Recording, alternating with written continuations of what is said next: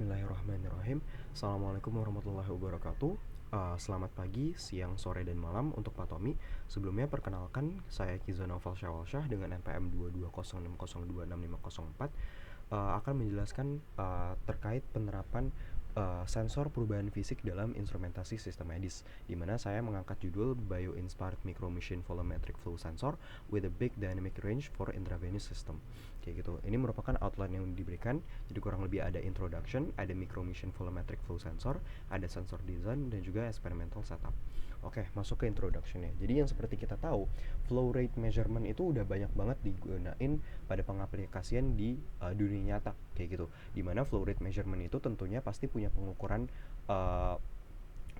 masing-masing gitu. Yang umumnya parameter yang digunakan itu contohnya seperti kayak flow speed, sensor size, time response, ataupun measurement accuracy gitu. Nah, kita udah tahu kalau flow rate measurement itu banyak dipakai di berbagai macam aplikasi. Nah, tentunya parameter pengukuran yang digunakan itu juga pastinya bakal bervariasi kayak gitu. Contohnya misalnya pada kasus yang kita gunakan sekarang, pada pengujian kita gunakan sekarang, parameter pengukuran itu lebih cenderung mengarah ke volumetric flow rate-nya gitu, atau kecepatan volume dalam satuan waktu kayak gitu. Terus selanjutnya kita tahu juga kalau flow rate measurement itu banyak juga diaplikasikan ke dalam dunia biomedis ataupun clinical medicine gitu. Salah satunya itu adalah drug delivery system pada proses injeksi intravenous infus gitu. Jadi kalau kita lihat nih di berbagai macam rumah sakit, banyak banget pasien yang dikasih infus. Nah, itu merupakan salah satu proses dari drug delivery system gitu, salah satu contoh dari drug delivery system gitu, dimana flow rate measurement yang dilakukan pada drug delivery system itu tergolong ke dalam high precision flow rate measurement gitu. Iya jelas gitu, karena dalam proses drug delivery system pemberian dosis ke masing-masing pasien itu nggak boleh salah gitu, nggak boleh asal-asalan gitu, dimana setiap penyakit ataupun setiap tubuh pasien itu pasti punya respon ataupun punya kebutuhan dosis infus yang berbeda-beda gitu. Jadi kita nggak boleh ngasih terhadap pasien ngasih dosis infus kepada pasien itu berlebihan ataupun kekurangan, karena tadi itu terkait dengan penyakitnya juga sih. Jadi masing-masing penyakit yang bereaksi ataupun yang muncul dalam tubuh manusia itu pastinya punya kebutuhan dosis yang berbeda-beda juga, dan itu nggak boleh balik lagi, itu harus presisi gitu, supaya efek dari infus tadi itu dapat mengenai ataupun tepat sasaran terhadap penyakit tadi gitu. Jadi proses penyembuhan dan pengobatan itu juga dapat dilakukan secara optimal kayak gitu. Nah, terus selanjutnya proses injeksi intravenous system itu sebenarnya punya karakteristik ideal,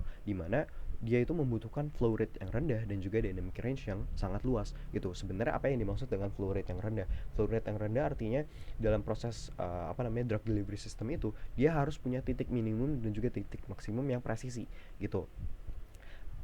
Dimana ya tentunya dalam proses pemberian dosis obat, nilai yang dihasilkan itu harus harus precise gitu, harus pasti gitu. Nilainya nggak boleh lebih sekian mili gitu, atau kurang sekian mili gitu. Jadi emang harus pasti di nilai tertentu kayak gitu. Nah, nilainya itu kan yang dimaksud dengan flow rate yang semakin rendah berarti nilainya itu semakin kecil, semakin kecil, semakin kecil. Artinya apa? Semakin kecil semakin spesifik gitu. Jadi nantinya dosis obat yang dihasilkan juga bakal memperoleh nilai yang semakin spesifik gitu. Semakin rendah semakin spesifik gitu.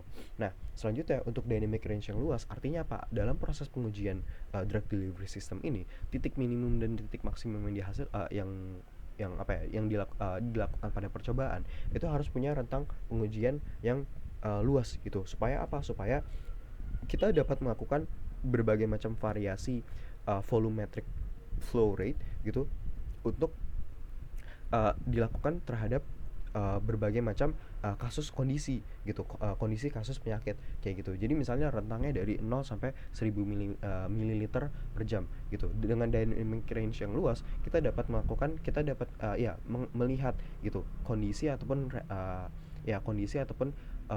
reaksi yang diberikan, misalnya ketika volumetric flow rate-nya misalnya 100 ml per jam gitu, apakah bakal berbeda dengan volumetric 200 ml per jam kayak gitu. Nah, Di sisi lain, sebenarnya flow rate measurement itu pada drug delivery system itu masih menemukan apa ya, kekurangan ataupun permasalahan gitu. Salah satunya itu pada contoh pada proses pemantauan gitu ataupun real life monitoring yang kebanyakan itu masih dilakukan oleh manusia gitu. Nah, hal tersebut pasti memunculkan apa ya, permasalahan ketidaktelitian gitu dalam proses pemantauan akibat human error gitu. Nah, ini pastinya kondisi ini harus dihindari gitu ya. Harus dihindari karena tadi kita tahu kalau pada proses drug delivery system itu membutuhkan high precision flow rate measurement. Jadi pengukuran itu harus spesifik gitu. Karena kalau enggak gitu, kayak misalkan kita ngelakuin proses injeksi infus ke dalam tubuh manusia tapi nggak spesifik gitu, misalnya tadi dijelaskan entah itu berlebihan atau kekurangan, itu tentunya bakal berefek langsung kepada pasiennya itu, entah itu proses penyembuhan ataupun pengobatan yang kurang optimal gitu, ataupun ya bakal ada efek samping lain yang dihasilkan, entah itu ada penyakit baru gitu atau ada kerusakan lain dalam tubuh atau bahkan dapat menyebabkan kematian kayak gitu. Nah, oleh karena itu kita melakukan pengujian dengan menggunakan microemission volumetric flow sensor untuk melihat nih gitu, sebenarnya uh, pada rentang berapa drug delivery system ini dapat optimal dilakukan kayak gitu, tanpa yaitu dengan meminimalisir kesalahan yang dilakukan oleh manusia kayak gitu. Oke, kita lanjut ke microemission volumetric flow sensornya. Oke, jadi kita tahu yang digunain pada pengujian ini adalah microemission sensor. Jadi, tapi sebenarnya apa sih microemission sensor itu? Jadi sebenarnya microemission sensor itu merupakan sensor mikroskopis yang dibentuk ataupun yang diciptakan menggunakan teknik yang dinamakan micro electromechanical system atau MEMS ke dalam suatu wadah gitu. Jadi sebenarnya gimana sih teknik micro electromechanical system atau MEMS itu? Jadi sebenarnya gini, wadah yang digunain gitu dalam proses penggabungan sensor mikroskopis ini gitu, yang umumnya sebenarnya semikonduktor kayak contohnya misalnya silikon, itu nantinya bakal sensor itu dengan penggabungan wadah tadi itu bakal bisa menerapkan prinsip kerja gitu dari elektro ataupun mechanical-nya gitu. Kayak contoh misalkan dari prinsip kerja rangkaian listrik ataupun prinsip kerja mekanis dalam menerima perubahan fisik dari luar. Perubahan fisik ini berupa apa? Berupa misalnya stimulus dari luar. Kayak contoh misalkan dalam pengujian yang kita lakukan itu menggunakan aliran fluida gitu. Jadi stimulus dari luar itu berupa aliran fluida. Nah, microemission volumetric flow sensor ini sebenarnya mengintegrasikan ataupun menggabungkan dua sensing unit yang kita lihat dalam gambar sebelah kiri itu. Jadi bentuk silinder merah-merah ini merupakan sensornya gitu atau sensing unitnya. Nah, nanti kita menggunakan dua sensing unit ataupun sensor ini ke dalam satu wadah silikon yang ada di bawahnya nih gitu, sehingga dapat menghasilkan, jadi sensor itu dapat menghasilkan perubahan strain ataupun stress gitu akibat dari stimulus yang diberikan dari luar berdasarkan prinsip modulus yang tadi. Jadi sistem mekanisnya itu ada gitu. Nah, nanti perubahan strain ataupun stress itu bakal diinterpretasikan ke dalam sinyal listrik. Nah, jadi rangkaian listrik itu juga bekerja di situ. Oke, lanjut. Selanjutnya mungkin bakal dijelasin sebuah ilustrasi kecil gitu terkait bagaimana sebenarnya cara kerja dari microemission volumetric flow sensor itu. Jadi tadi udah dilihat juga. Nah, ini bisa dijelasin lagi kalau bentuk silindris kotak ini merupakan si sensornya yang dinamakan sebagai artificial hair cell gitu. Jadi sebenarnya artificial hair cell ini sebenarnya kita apa ya, memimikri gitu. Jadi kita tuh mencoba mengikuti atau bukan mengikuti ya, kita mencoba menerapkan prinsip yang sama dengan sel rambut yang ada di permukaan permukaan kulit ikan itu, dalam mencoba melihat aliran air gitu, dalam mencoba melihat perubahan aliran air yang mengenai dari si sensor tadi, sensor rambut itu tadi gitu. Jadi itu alasannya kenapa kita menggunakan artificial hair cell itu tadi gitu, karena prinsip kerja yang sesuai dengan yang ada di permukaan kulit ikan gitu. Nah, AHC artificial hair sensor ini sebenarnya tersusun dari bahan polimer kayak gitu. Nah, terus selanjutnya di bawahnya itu ada wadah silikon cantilever gitu anjing. Wadah silikon cantilever itu ya digunakan sebagai apa ya? Sebagai sebenarnya ini sih penampang gitu. Penampang, dan dia bakal melihat reaksi ketika adanya aliran fluida yang mengenai gitu. Nah, terus di sebelahnya itu ada piezoresistor sensor yang nantinya bakal mengukur perubahan resistansi akibat perubahan ataupun terjadinya aliran fluida yang mengalir kayak gitu. Nah, oke, kita masuk ke prinsip kerjanya. Jadi, ketika ada stimulus yang diberikan terhadap sensor ini atau ada aliran fluida yang diberikan berupa air gitu. Nah, kita bisa lihat bentuknya itu tegak lurus dan itu bakal mengenai si AHC sensor. Otomatis AHC sensor itu bakal berubah posisi gitu atau membengkok lah istilahnya. Membengkok ya mengenai si aliran fluida tadi gitu. Jadi arahnya kalau lihat di gambar arahnya itu kan aliran fluida itu arahnya ke kiri, berarti bending itu juga ke kiri gitu. Sehingga ya tadi silicon cantilever itu juga mengikuti dari si artificial hair itu tadi gitu. Jadi dia bakal ngebengkok ya kan, memunculkan perubahan posisi membengkok yang sebenarnya di situ menjadi stimulus utama dari cantilever itu buat menghasilkan perubahan stres ataupun strainnya kayak gitu. Jadi proses bengkoknya itu tadi bakal menunjukkan perubahan stres ataupun strain yang diberikan dari si cantilever itu tadi gitu. Nah, terus si piezoresistor itu bakal menerima perubahan strain atau stress itu ya kan menjadi sebuah perubahan resistansi, di mana nilai resistansi itu bakal berpengaruh lah nanti sebagai sebuah sinyal input listrik itu ke dalam satu rangkaian kayak gitu. Nah, setelah kita udah tahu prinsip kerjanya, kita sekarang masuk ke sensor desainnya itu. Jadi kurang lebih sensor desain itu bisa lihat yang ada di gambar itu. Jadi bentuknya ini merupakan sebuah device gitu ya, device ataupun uh, perangkat yang dimana di dalamnya itu jelas tadi dijelasin itu merupakan penggabungan antara dua AHC sensor ke dalam suatu wadah silikon, dimana kenapa kita menggunakan dua sensor AHC sensor supaya tadi dengan tujuan utama tadi mendapatkan pengukuran terhadap dynamic range yang lebih luas kayak gitu. Nah, selanjutnya si komponen sensor tadi antara silikon dan juga AHC sensor itu bakal dilapisi ataupun dibungkus oleh ruang aliran atau yang kita sebut sebagai flow chamber gitu, dimana pembungkusan ini sebenarnya tujuan utamanya pasti untuk melindungi sensornya dari gangguan luar.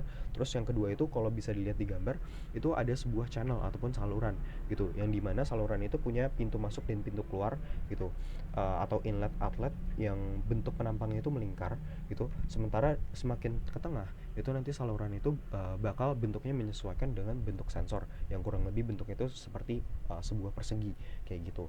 Nah, fungsi dari saluran ini ya jelas dia bakal mengalirkan aliran fluida yang bakal mengenai AHC sensor itu gitu.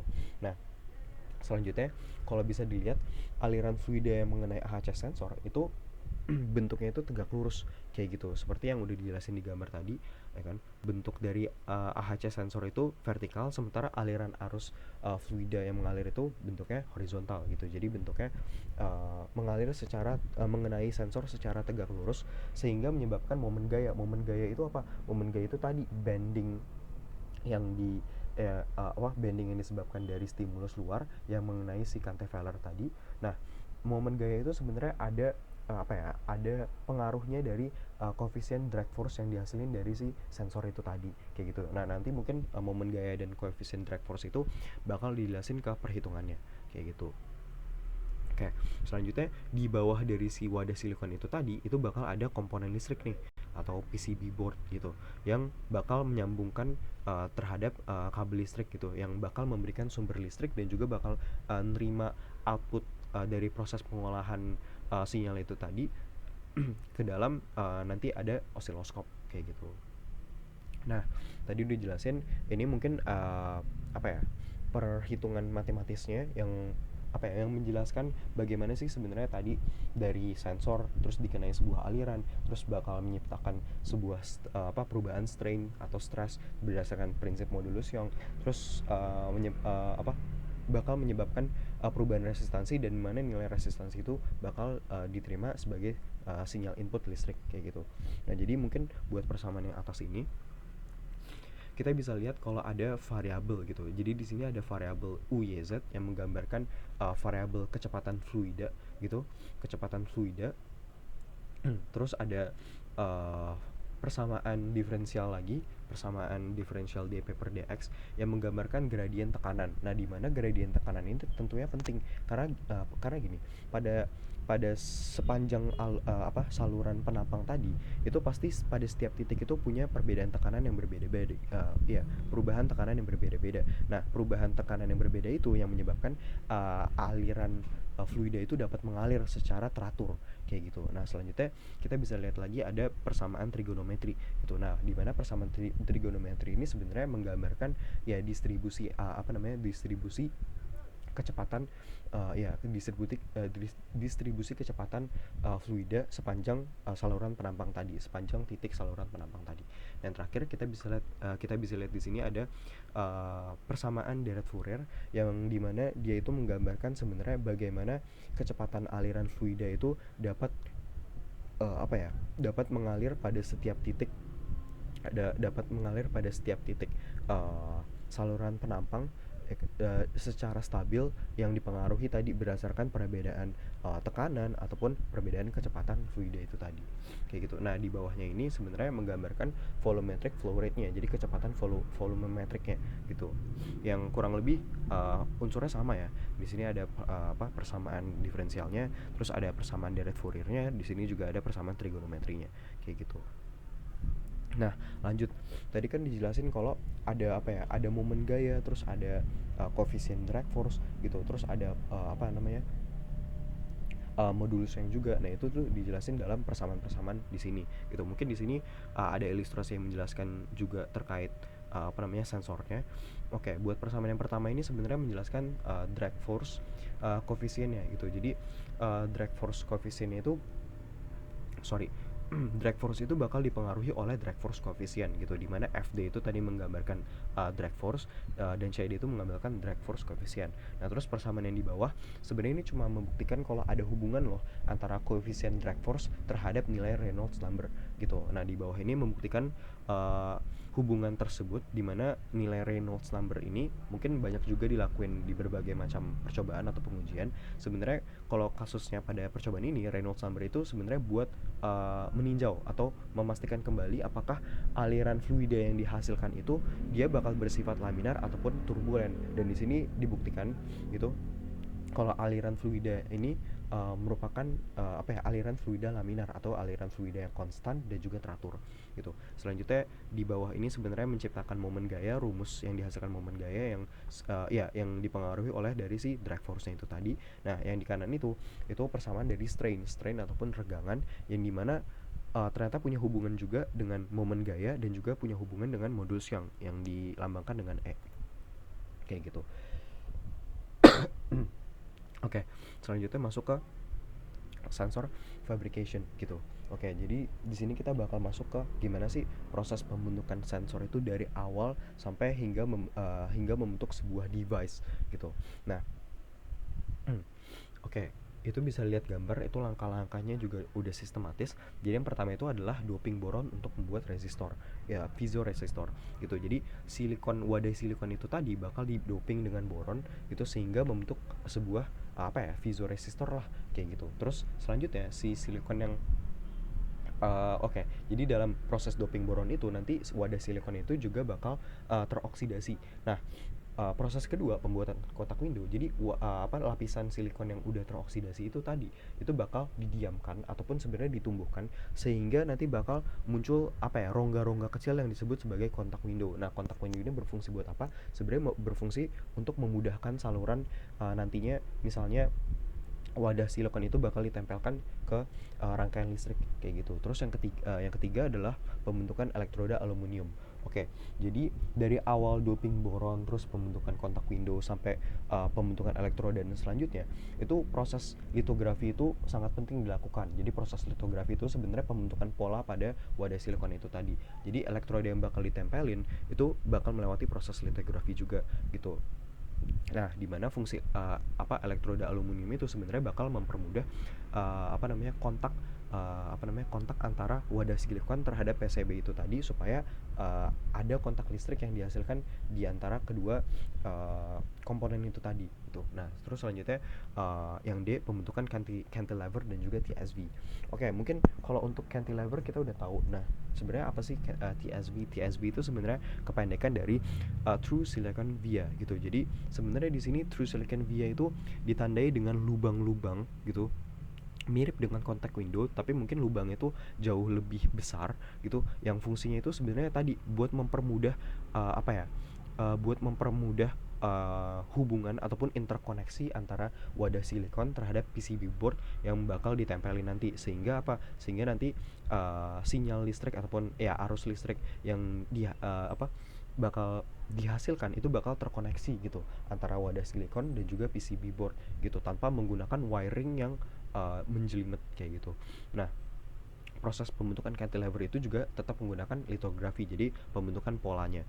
Nah, terus yang kita bisa lihat nih, gambarnya itu mulai jelas nih. Gambarnya itu mulai jelas seperti gambar yang ada di bawah gitu. Jadi kayak ada kotak itu, kotak di tengah-tengah. Nah, bagian kotak di tengah-tengah itu prosesnya disebut sebagai proses pengukuran SOI wafer silikon, atau sebenarnya wadah silikon di bagian bawah. Jadi bagian bawah ini diukir dulu sebelum nantinya bakal dihilangkan itu, supaya pembentukan cantilever dan silicon via itu dapat terlihat jelas kayak gitu.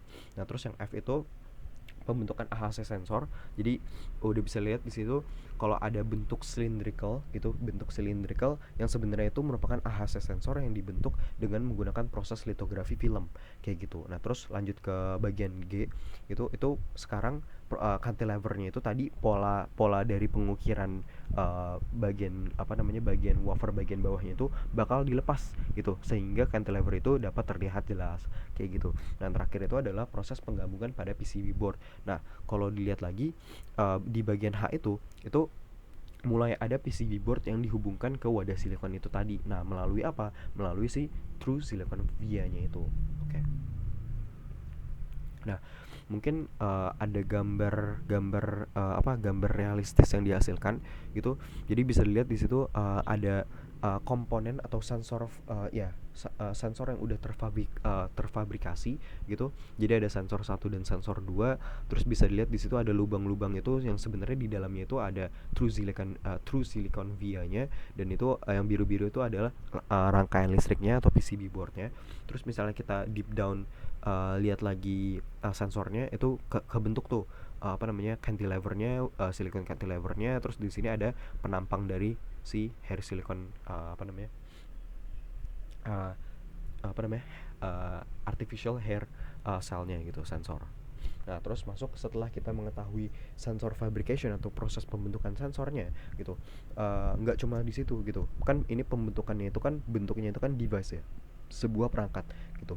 Jadi setelah dibentuk kita bakal nge-package gitu atau ngebungkus dia ke dalam satu chamber ataupun satu ruang aliran gitu. Jadi misalnya dilihat ini gambar yang kanan, jadi komponen sensor yang udah dibikin itu bisa lihat di sini nanti bakal disambungkan dengan PCB board, ya di mana PCB board itu bakal menghantarkan sumber arus listrik ataupun menerima sumber arus listrik kayak gitu, yang direkatkan dengan bantuan silver paste gitu. Nah, nggak cuma itu, jadi PCB board itu bakal terhubung langsung juga dengan si wiring gitu atau si kabel listriknya gitu. Nah, di mana kabel listrik itu bakal berfungsi sebagai pemberian sumber arus gitu terhadap rangkaian listriknya, terhadap sensornya, ataupun bakal menerima sinyal keluaran dari PCB boardnya ya, berupa informasi dari si perubahan stimulus yang diberikan dari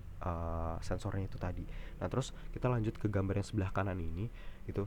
Jadi terlihat ada flow chambernya gitu yang berwarna transparan, yang sebenarnya berfungsi pertama buat melindungi sensornya dari air gitu ataupun dari kerusakan di luar, sama yang tadi dia bakal ngebentuk sebuah saluran gitu, saluran ataupun channel yang dimana keduanya ya tadi punya jalur masuk dan jalur keluaran, inlet ataupun outlet.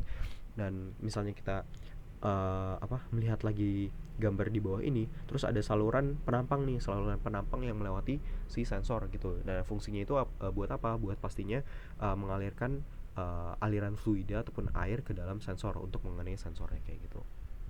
Nah, kita masuk ke bagian experimental setup gitu. Jadi sebenarnya sederhananya device volumetric flow sensor itu tadi, itu micro machine volumetric flow sensor itu tadi dapat digambarkan ke dalam sebuah blok diagram sederhana seperti ini gitu. Jadi kita tahu kalau dalam proses pengujian ini kita punya komponen yang pertama itu syringe pump, di mana syringe pump ini bakal memberikan aliran air dengan volumetric rate yang disesuaikan gitu. Kenapa harus disesuaikan? Karena tadi kan aliran fluida yang diberikan itu harus laminar, harus teratur. Nah, pengaturannya itu dilakukan oleh si syringe pump gitu, sebagai apa ya? Sebagai yaitu sumber aliran fluidanya kayak gitu. Nah, selanjutnya syringe pump ini bakal terhubung dengan saluran inlet dari si flow chamber atau saluran masuk gitu. Dan dimana flow chamber itu tadi itu sebagai sebagai tempat yang mengandung micro machine flow sensornya gitu, dan dia juga bakal punya aliran sebagai tempat aliran fluida itu mengalir yang tadi udah diperlihatkan juga.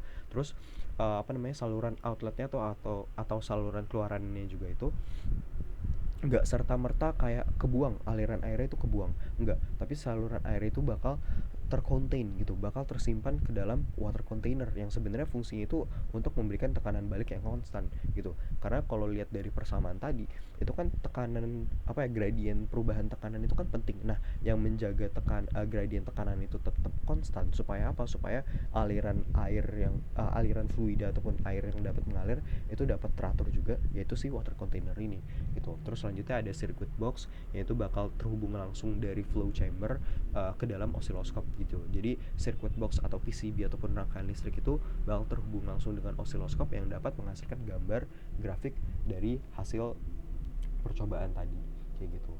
Nah, selanjutnya kalau tadi itu ngebahas blok diagram terkait komponen-komponen besar yang digunakan. Nah, sekarang kita terfokus ke dalam rangkaian listriknya aja gitu. Jadi di dalam rangkaian listriknya itu terdapat beberapa blok rangkaian listrik gitu, komponen rangkaian listrik yang juga berguna dalam proses pengolahan sinyalnya gitu. Jadi yang pertama itu ditandakan dengan merah gitu, warna merah. Itu sebenarnya voltage regulator. Jadi voltage regulator itu fungsinya apa? Fungsinya itu buat mengatur nilai tegangan sumber listrik yang diberikan, yaitu sebesar 9 volt itu tadi. Dia bakal masuk dan bakal diatur, ataupun sebenarnya ya bakal diatur sesuai dengan kemampuan dari si rangkaian listrik itu ke dalam flow chamber itu. Nah, nilai tegangan yang dikeluarkan itu cenderung lebih konstan, yaitu sebesar 1,2 volt. Nah, cara kerjanya sebenarnya kayak gimana sih? Jadi kalau lihat di gambar ini kan ada kaki input itu bakal menerima nilai tegangan listrik sebesar 9 volt. Nah, itu bakal diatur dengan kaki adjustment gitu, kaki adjustment gitu atau ADJ. Nah, kaki adjustment itu bakal mengatur sebenarnya seberapa besar sih nilai tegangan listrik yang sebaiknya dikeluarkan gitu. Jadi seberapa besar nilai tegangan listrik ini mau diubah. Nah, pengubahannya itu kaki adjustmentnya itu bakal terpengaruh juga dengan nilai besar resistornya gitu. Jadi nggak serta merta secara otomatis diubah, tapi ada besar nilai resistansi yang juga diukur gitu. Jadi dengan perbedaan nilai resistansi R8 ini tadi itu bakal mempengaruhi nilai keluarannya juga.